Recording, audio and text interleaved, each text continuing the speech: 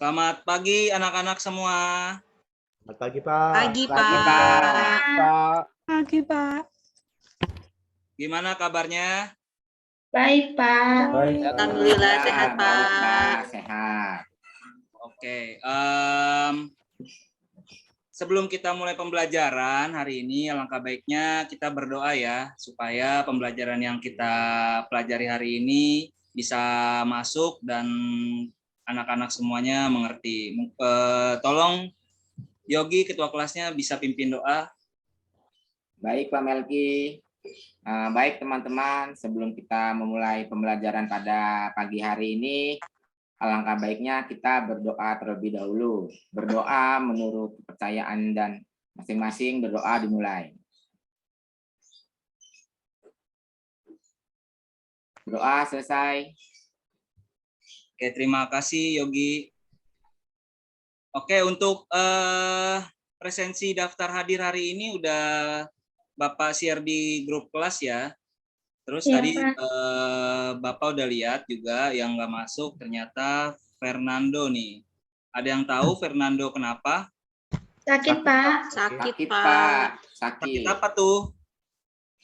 Panas badannya, Pak, katanya, Pak. Oh, tolong ketua Panas, kelas ya Pak. Yogi. Nanti kalau dia sakit panas, coba minta surat orang tuanya ya dilampirin pas mau pertemuan berikutnya. Baik, Pak. Oke, sebelum kita masuk ke materi, biar semangat lagi, kita yel-yel dulu, jargon dulu ya.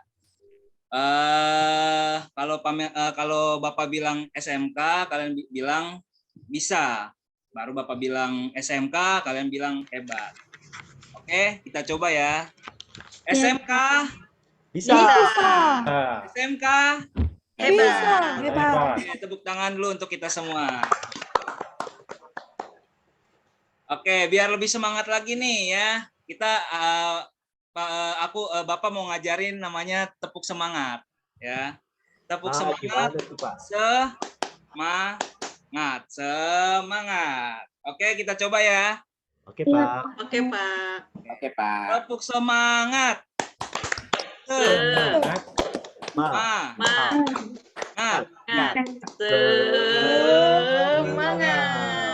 Oke, tepuk tangan buat kita semua.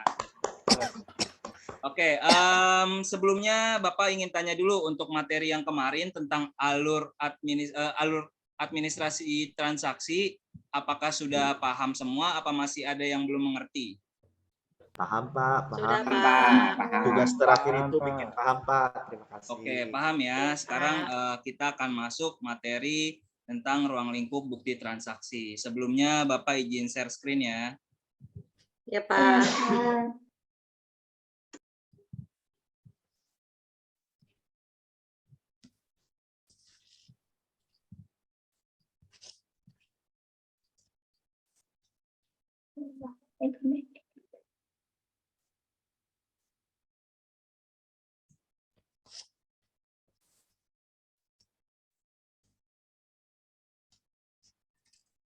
Udah kelihatan anak-anak?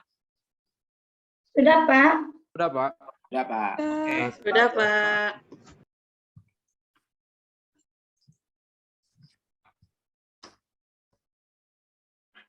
Materi hari ini kita akan belajar tentang KD 3.3 dan 4.3 ya, yaitu yang pertama KD 3.3 menganalisis prosedur pencatatan bukti transaksi. Itu untuk pengetahuannya. Kemudian keterampilannya adalah melakukan pencatatan bukti transaksi.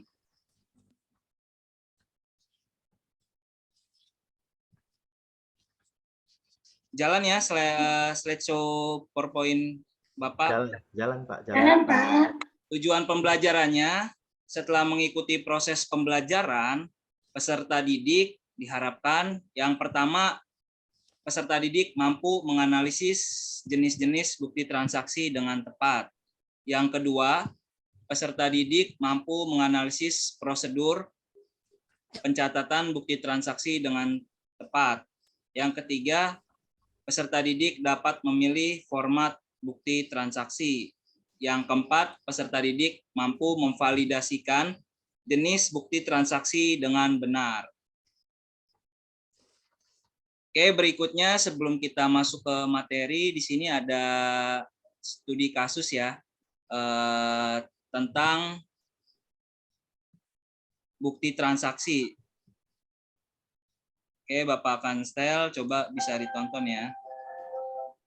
Udah ada suaranya? Cepat Udah, Pak. Ada Pak. Ada, Pak. CCTV-nya. Masa nipu-nipu kau, mencuri kali kau. Ajar kali kau lah. Nih. Orangnya nih yang buat kalian jadi nih. Nokoin mama aku belanja nggak ngasih stroke. Alfamart Marelan Pasar 5 Simpang. Anak ini yang jilbab hitam ini Aceh. Ya, ini orangnya.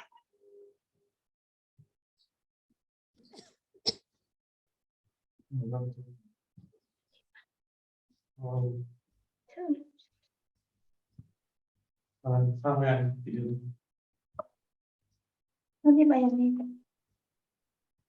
Tangan dia nomor bisa. Apa kamu sedih? Ini nggak buka kau. Apa yang buka? Udah terbang ponsel, tapi itu mau bayar ibu. Ayo Tuti, coba tolong didengarkan Tuti. Ya Pak. Ya Pak. Tengok nanti ya. Siapa nama kau?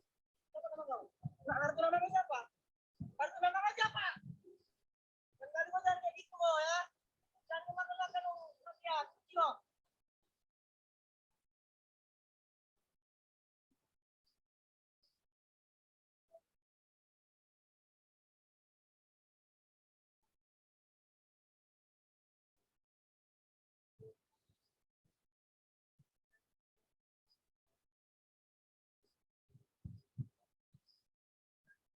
Korupsi kau. Sama kau ya, apa sih ya? Masih dulu aja ngapain kau? Puasa ini bulan Ramadan, pakai jilbab malu kau. Dekku, aduh.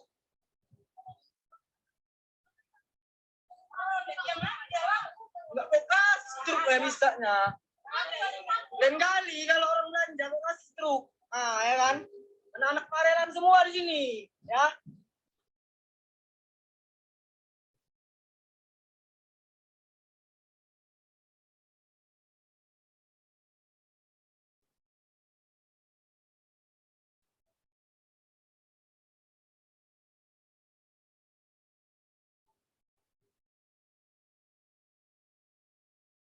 Kan kayak gitu kau. Bang, tolong bang ya, nanti bang ya, nanti bang. Tolong.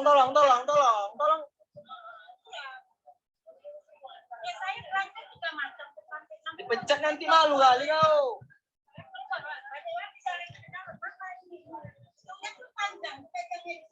Biasa ada kalau nggak ngasih struk, uang berapa kali lipat dibalikkan? Mana di sini nggak ada di atas ini? Hah?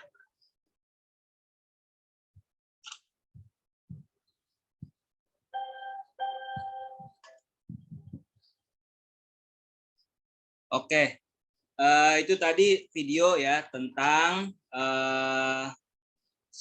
karyawan salah satu pasar minimarket ya tidak memberikan struk atau bukti transaksi kepada pembelinya atau pelanggan.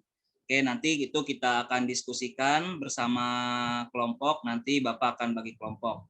Oke, materinya itu untuk hari ini adalah tentang bukti transaksi. Pengertian bukti transaksi. Bukti transaksi adalah bukti tertulis yang mencatat atau merekap seluruh kegiatan transaksi yang terjadi pada suatu perusahaan atau sebuah bisnis. Bukti transaksi memiliki peran penting dalam mencegah munculnya permasalahan dalam hal keuangan di waktu yang akan datang. Oke, berikutnya ada tujuan bukti transaksi. Mungkin ada anak-anak yang tahu apa tujuan bukti transaksi. Kayak contohnya misalnya kalian belanja tadi ya ke minimarket, itu ada namanya bukti transaksi yang berupa struk. Menurut kalian tujuannya itu apa sih?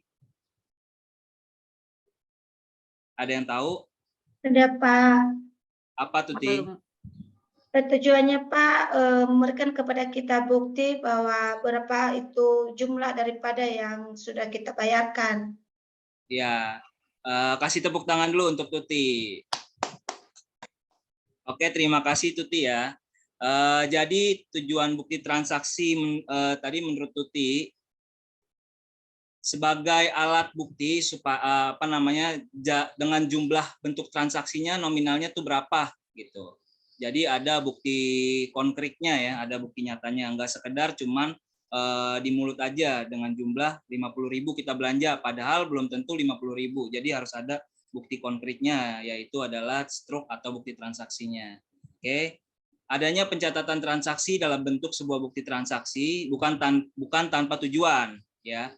Ada beberapa tujuan dari pencatatan transaksi. Di antaranya, yang pertama untuk memberikan informasi yang rinci, ya, dan detail mengenai perubahan pada sumber finansial sebuah bisnis atau perusahaan yang terjadi akibat adanya aktivitas usaha yang disebut transaksi. Ya, jadi bukti transaksi ini itu memberikan informasi penting ya, yang rinci dan detail untuk pembeli maupun penjual ya. Contohnya penjual itu maksudnya tadi kita udah nonton video di ini ya, di Alfamart, toko minimarket. Nah, itu kan nanti harus ada bukti transaksi untuk pelaporan kepada pemilik dari minimarket itu kayak gitu. Yang kedua, berikutnya ada untuk memberikan informasi yang berkaitan dengan sumber-sumber finansial, modal perusahaan serta kewajiban yang harus dibayarkan. Kemudian yang berikutnya adalah untuk memberikan informasi keuangan yang dapat membantu perusahaan untuk memperkirakan potensi perusahaan untuk mendapatkan keuntungan ke depannya ya. Jadi bukti transaksi itu penting banget buat perusahaan agar perusahaan tuh tahu laporan keuangannya, finansialnya. Dia itu berbisnis itu selama menjalankan bisnis itu mengalami keuntungan atau kerugian ya. Jadi pasti taunya dari bukti transaksi itu. Kemudian adalah untuk memberikan informasi yang berkaitan dengan laporan keuangan perusahaan yang relevan kepada pengguna laporan keuangan. Dan yang terakhir, untuk menghindari terjadinya selisih atau kesalahan dalam pencatatan keuangan sebuah bisnis atau perusahaan. Dalam hal ini, seluruh bukti transaksi yang ada harus disimpan dengan rapi. Ya. Oke, itu untuk pendahuluan materinya ya. Sekarang kita akan masuk materi jenis-jenis bukti transaksi ya. Jadi ada beberapa jenis-jenis bukti transaksi yang akan kita pelajari hari ini. Bisa diperhatikan ya video pembelajarannya.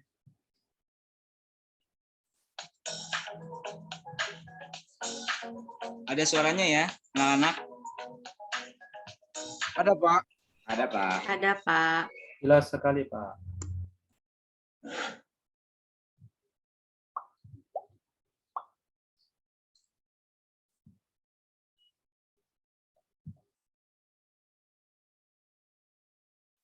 Nah, ini dia teman-teman materi terkait tentang jenis-jenis bukti transaksi, baik itu bukti transaksi internal maupun bukti transaksi eksternal.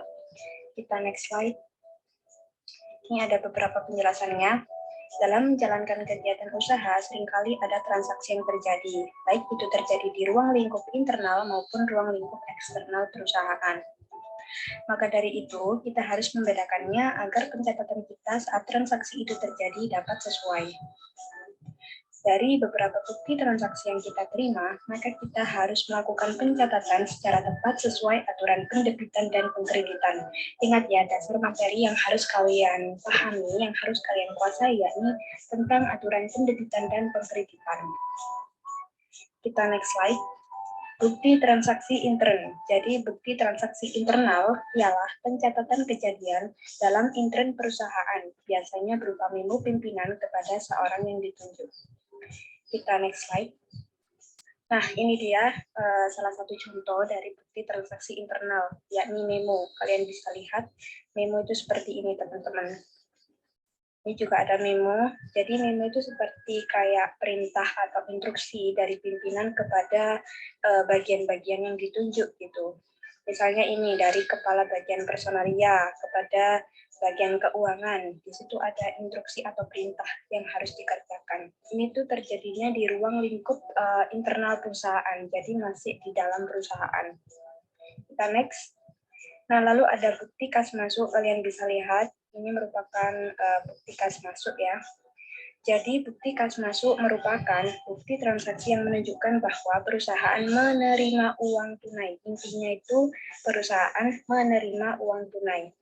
Misalnya menerima pendapatan dari penjualan barang secara tunai, menerima pendapatan sewa secara tunai.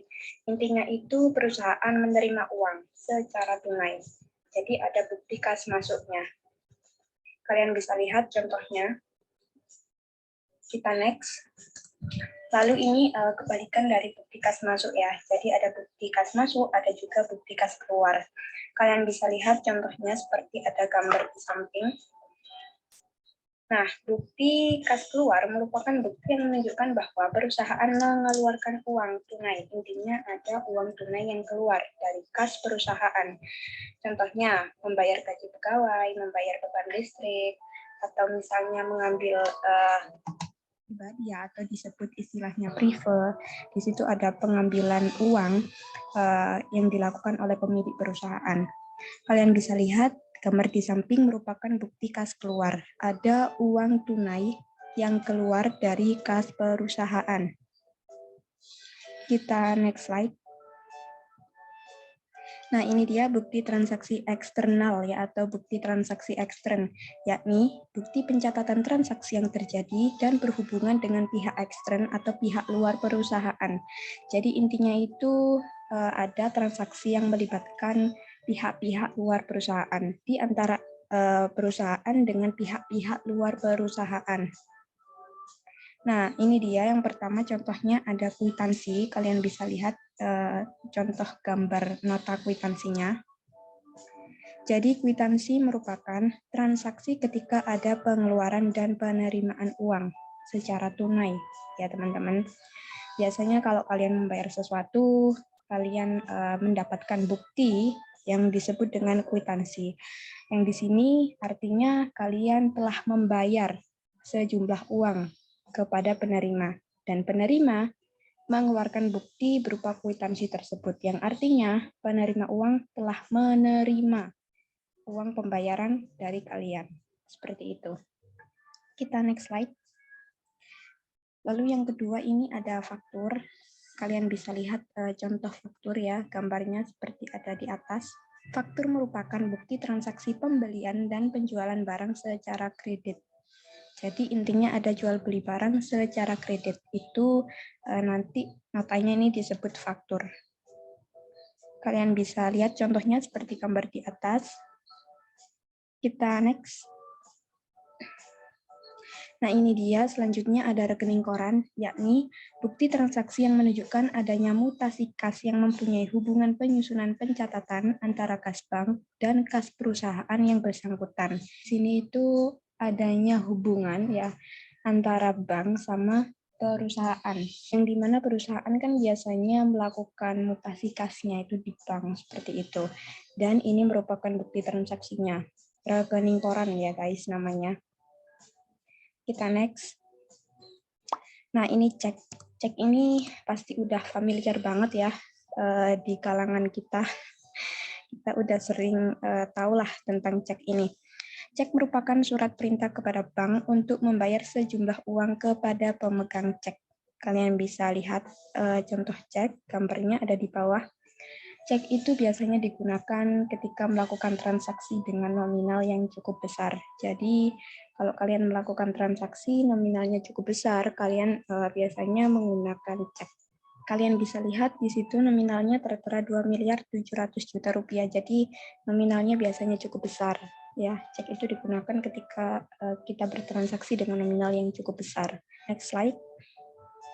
Nota kontan, yakni bukti transaksi yang diberikan dari pihak penjual kepada pihak pembeli ketika terjadi penjualan barang secara tunai. Jadi ini itu kebalikan dari faktur. Kalau faktur intinya ada jual beli barang secara kredit, kalau nota kontan ada jual beli barang secara tunai. Kalian bisa lihat format contoh dari nota kontan yang ada di gambar.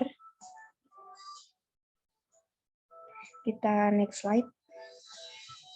Nah, ini dia teman-teman, nota. Biasanya cukup membingungkan karena ada nota kredit, ada nota debit, seperti itu ya. Langsung aja kita check it out. Nota kredit. Jadi, nota kredit merupakan bukti transaksi pengembalian atau retur setelah terjadinya penjualan barang. Dan nota kredit itu dibuat oleh pihak penjual. Untuk penjelasan tambahannya akan aku jelaskan nanti ya guys. Kita next slide. Selanjutnya yakni ada nota debit, yakni bukti transaksi pengembalian atau retur setelah terjadinya pembelian barang. Dan nota debit ini dibuat oleh pihak pembeli.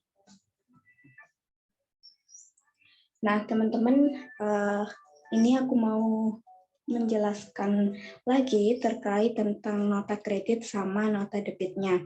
Mungkin dari kalian masih banyak yang bingung terkait nota kredit sama nota debit. Jadi gini teman-teman, nota kredit sama nota debit ini muncul karena adanya retur atau pengembalian barang. Misalnya nih, aku sebagai penjual. Nah, aku menjual barang kepada si B. Lalu, di kemudian hari, si B ini mengembalikan barang-barang yang telah dibelinya tadi. Itu. Jadi ada retur, ada pengembalian barang. Biasanya itu alasan kenapa barang tersebut dikembalikan. Itu karena mungkin rusak atau nggak cocok, seperti itu teman-teman. Kan ada retur nih, ada pengembalian barang. Di sini, aku sebagai penjual, aku membuat nota yang namanya nota kredit. Yang artinya aku melakukan pengkreditan. Di sini pengkreditan terhadap kas jika pembeli melakukan pembelian barang secara tunai. Dan pengkreditan terhadap piutang jika pembeli melakukan pembelian barang secara kredit. Di lain sisi, si pembeli juga mengeluarkan nota yang disebut dengan nota debit. Karena pembeli melakukan pendebitan. Di sini, pembeli melakukan pendebitan terhadap kasnya apabila ia membeli barang secara tunai.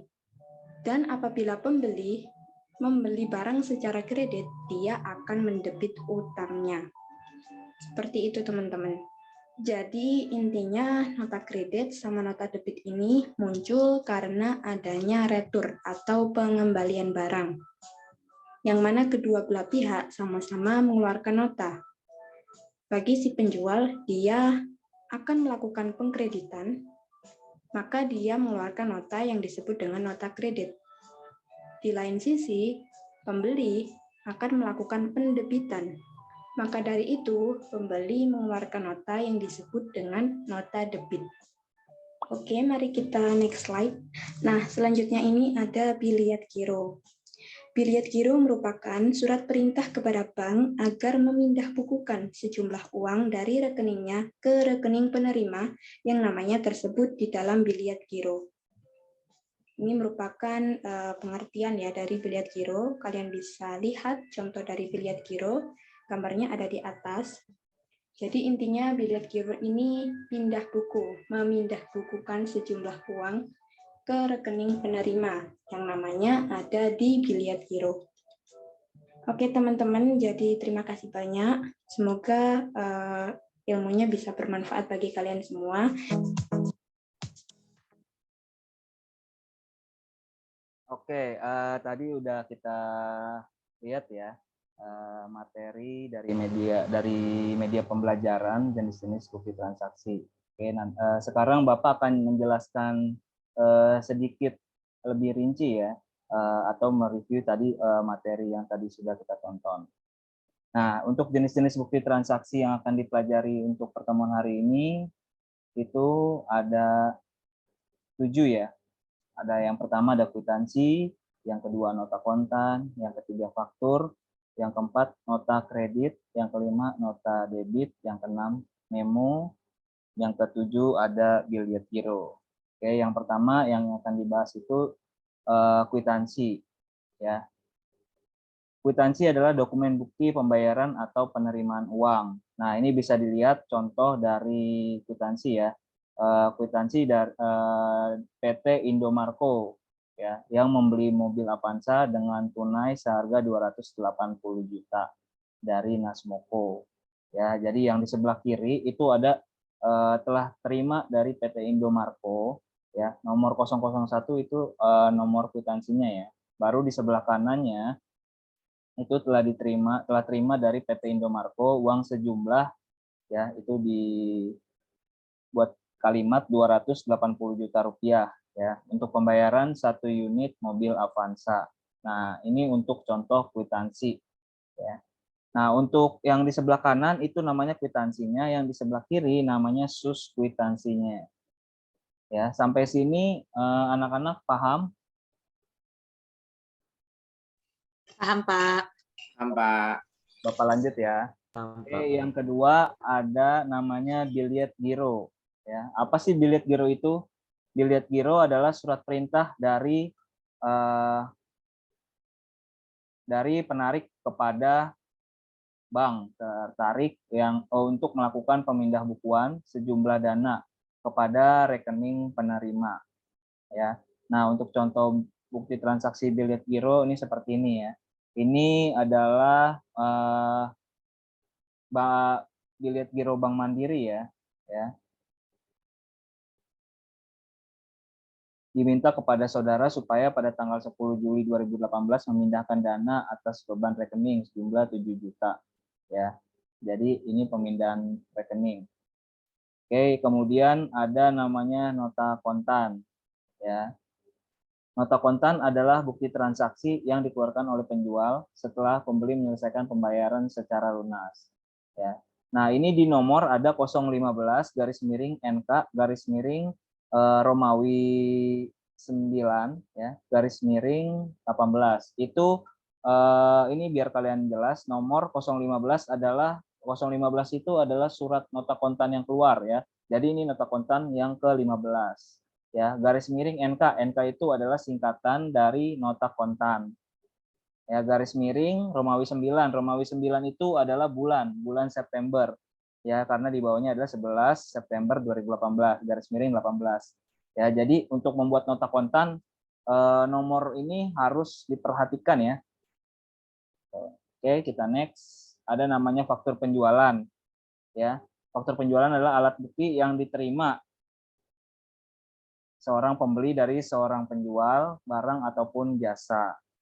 Berikutnya itu memo. Ya, bukti memorial adalah bukti transaksi internal berupa catatan dari pimpinan perusahaan kepada bagian akuntansi bertujuan untuk melakukan pencatatan suatu kejadian.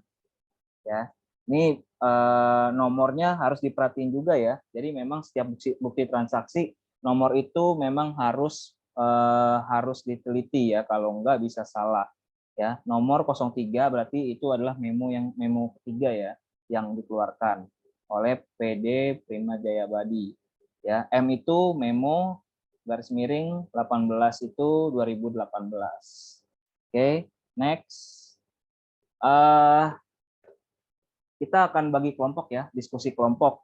Untuk petunjuk kerjanya yang pertama, bergabunglah dengan kelompok ya yang sudah ditentukan anggotanya ya. Bapak sudah menentukan untuk pembagian kelompok dibagi menjadi 2 kelompok ya. Yang pertama, kelompok pertama itu ada Yogi, Tuti, Chris, Fernando ya. Untuk kelompok 1 kalian bertiga ya, karena Fernando tidak bisa hadir karena sakit. Kelompok 2 Miratur, Sylvester, Sugiah, dan Budiman ya. Diperhatikan lagi untuk petunjuk kerjanya. Yang nomor 2, simaklah video kasus. Itu video kasusnya yang tadi ya, yang di awal Bapak tayangin. Dengan teliti dan pahami tugas yang harus diselesaikan terkait isi dari video tersebut. Yang ketiga, diskusikanlah dengan anggota kelompok ya, dan hasil diskusi disajikan di dalam bentuk PowerPoint. Kemudian presentasikan hasil kerja di dalam Zoom ya, karena kita online atau daring. Ya, jadi nanti diskusikan saja. Terus kalian boleh catat di buku atau di Word Nanti tinggal disampaikan saja di Zoom ini. Oke, kita akan bagi kelompok. Sebentar, Bapak stop share dulu.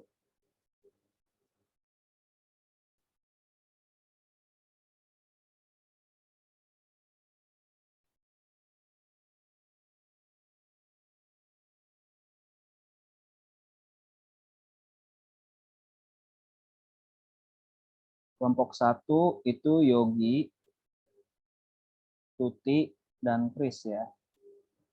Yogi, Tuti, dan Kris. Kemudian kelompok 2 Miratur.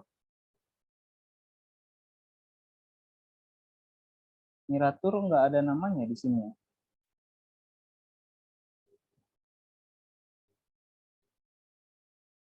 Kenapa masih di mute, Mira? Ya Pak, ada saya Pak. Oh ada, tapi di sini nggak ada. Kemudian ada Sylvester. Sylvester kelompok 2 ya. Kemudian Sugiah di kelompok 2. Kemudian Budiman di kelompok 2.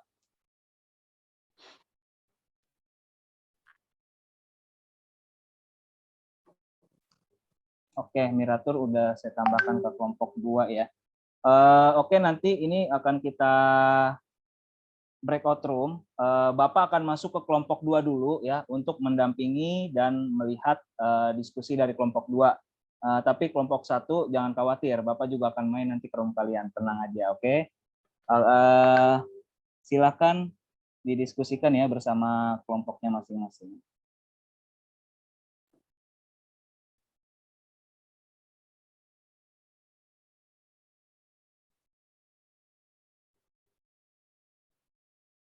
Oke, silakan di ACC.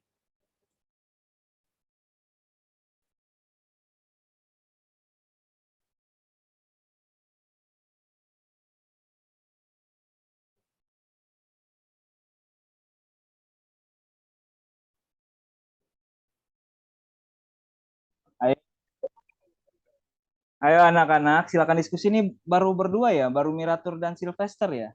Iya Pak. Iya, ini juga lagi diskusi Pak. Ya. Miratur, Sylvester, Sugiah, dan Budiman kemana ya? Oh ini dia, Sugiah.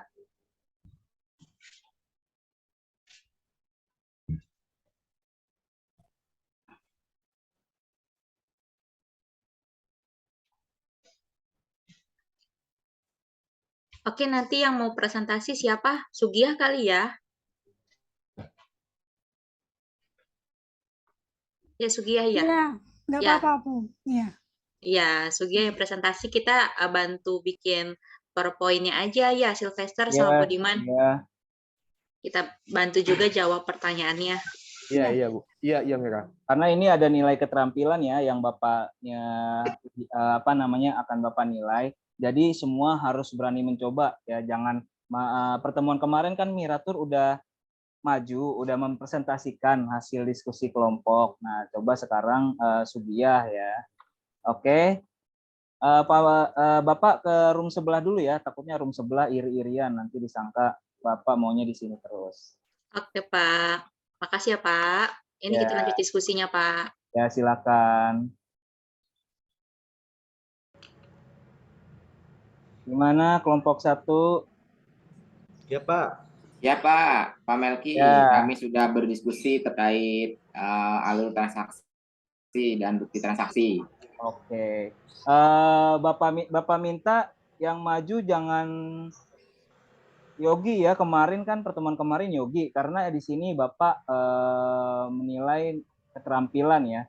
Jadi kalian harus berani mencoba untuk tampil untuk Tuti atau Christian ya, karena nanti ada nilai keterampilan yang akan Bapak lihat dan Bapak nilai. Ya. Baik Pak Melki. Baik, Pak. Oke. Mungkin kita bisa langsung kali ya. Kita Ya, Pak. Siap, Pak.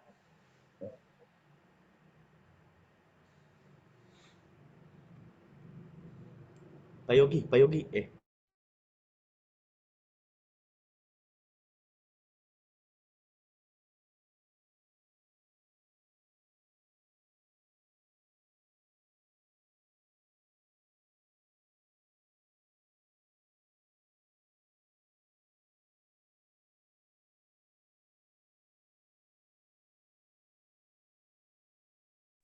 Udah semuanya kumpul ya, bergabung di room umum.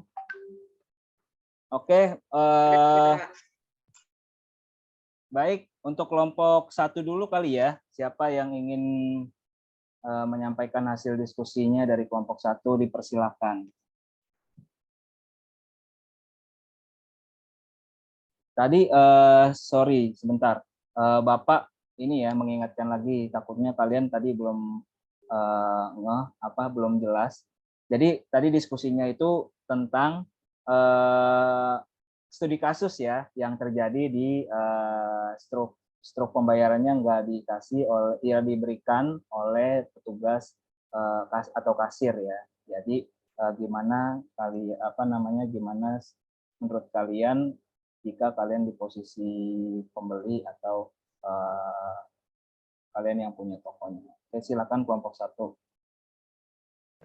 Saya Pak, saya coba ya Pak. Oke, silakan Christian Lase. Ya Pak, ini ditanya bagaimana kalau kami berada di posisi customer, apa yang seharusnya dilakukan terkait masalah yang terjadi pada kasus bukti transaksi tersebut. Jadi kalau menurut kami di sini Pak, kalau itu terjadi sama kami, tentunya pertama yang kami lakukan pasti komplain lah Pak. Jadi kami akan pergi ke tokonya itu, kami akan mempertanyakan ini kenapa bisa seperti ini. Lalu mencoba untuk meminta rekap daripada struk pembayaran itu. Apakah memang benar atau tidak. Kedua, jika perlu kita minta supaya pemimpin daripada minimarket tersebut untuk bisa memberikan klarifikasi sehingga masalahnya bisa tuntas seperti itu. Kemudian, menurut pendapat kalian bagaimana solusi yang tepat untuk mengatasi masalah dalam video tersebut? Ya, untuk mengatasi masalah ini, menurut kami yang dapat dilakukan itu tadi, jangan didiamin, tapi ini harus diusut. Kita mendatangi tokonya, diminta pertanggungjawaban daripada si kasirnya, ketemu sama pemimpinnya, lalu kalau boleh diperbaiki. Jadi kalau misalnya tadi dia pembayarannya yang seharusnya 40.000, kalau sudah terlanjur dibayar 70.000, ya sisa uangnya harus dikembalikan. Saya pikir pihak toko harus bertanggung jawab seperti itu. Terima kasih Pak. Ya, Pak. Oke, terima kasih Christian sudah mewakili kelompok 1. Kita kasih tepuk tangan dulu dong untuk kelompok 1 dan Christian. Oke, untuk kelompok 2 silakan yang ingin menyampaikan hasil diskusinya.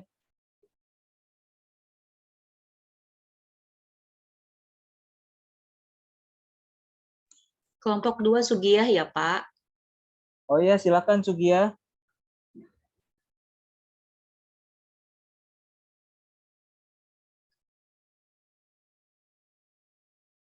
Jaringan kayaknya Bu diwakili sama peserta yang lain Bu.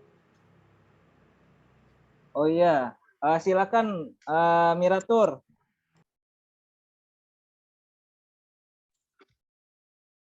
Bentar ya, Pak.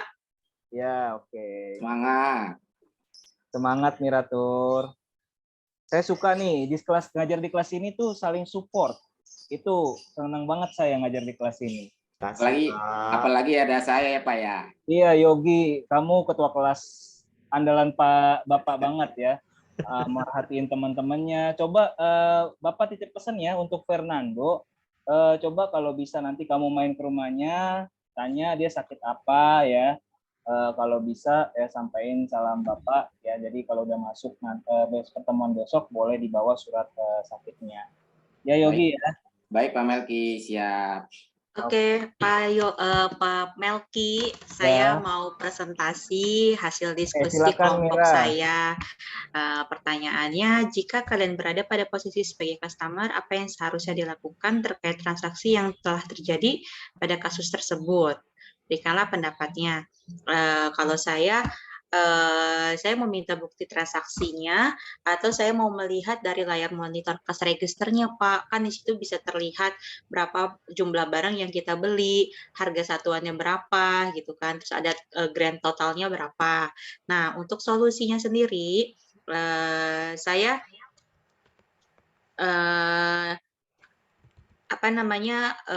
pasti akan lapor ke manajer toko ya Pak, supaya tidak ada oknum seperti itu lagi, karena kan ini sangat merugikan customer sekali ya Pak, yang seharusnya bayarnya hanya 40.000 jadi harus 70.000. Nah 30.000-nya lagi kan pasti lari ke saku pribadi oknum tersebut. Jadi menurut saya pengen orang-orang yang seperti tersebut dikasih punishment lah ya, dikasih surat peringatan dari perusahaannya supaya tidak terjadi hal seperti itu lagi. Mungkin itu saja Pak dari kelompok 2. Terima kasih. Oke, terima kasih Miratur. Oke, kita kasih tepuk tangan dulu untuk kelompok 2 dan Miratur.